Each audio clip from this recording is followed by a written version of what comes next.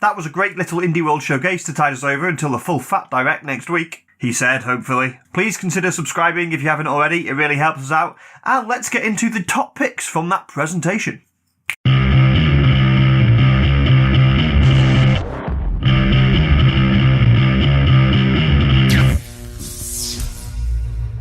Hi guys, welcome to PMyth Gaming. The Nintendo Direct drought continues, but we at least got an Indie World showcase to quench our thirst a little bit this week. Nintendo are likely holding off on the bigger announcements until after Animal Crossing drops.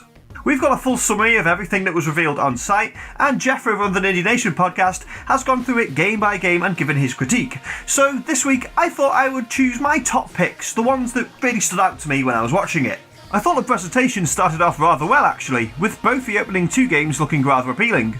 Blue Fire, which opened proceedings, looks to be a really stylish 3D action platformer, and it's great to see that genre getting some more love these days, in the wake of the Spyro and Crash remasters for example, as well as things like Yooka-Laylee and Super Lucky's Tale. I love me some platforming, and there look to be some snazzy boss battles in there too, so this is one I'll definitely be keeping an eye on.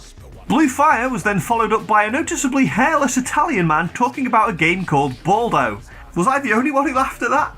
Nevertheless, this looks right up my alley. An anime-inspired, or Studio Ghibli-inspired to put it another way, action-adventure RPG that gave me some sweet Zelda vibes.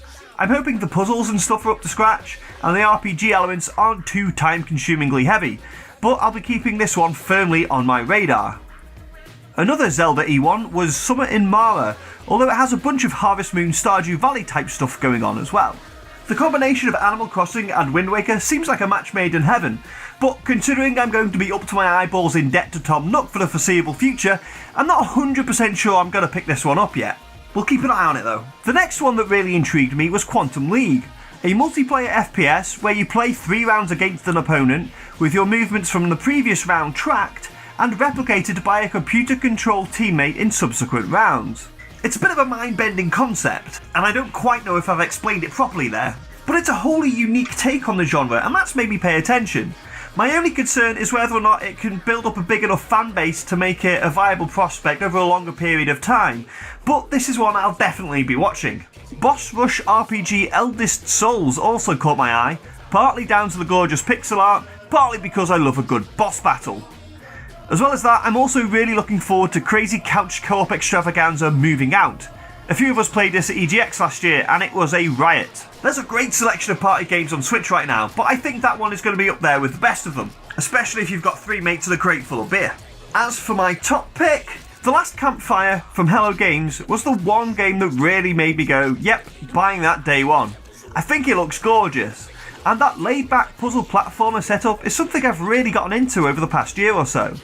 To be honest, when Sean Murray cropped up on screen, I thought we were going to be getting a port of No Man's Sky for a moment, but I'm very happy with this one. I've been really appreciating more chill games like Grease and stuff as of late, so I'm really looking forward to just kicking back and relaxing with The Last Campfire. Maybe I'm just getting old. So those were games that stood out to me from the Indie World presentation this time around, but what about you? Which ones have you got your eye on? Let me know down in the comments.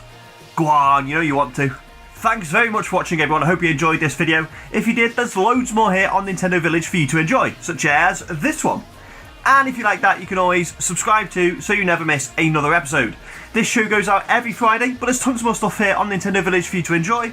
And be sure to check out thenintendovillage.com for news, reviews, features, podcasts, and all that cool stuff. Thanks again for watching, I'll see you all next week.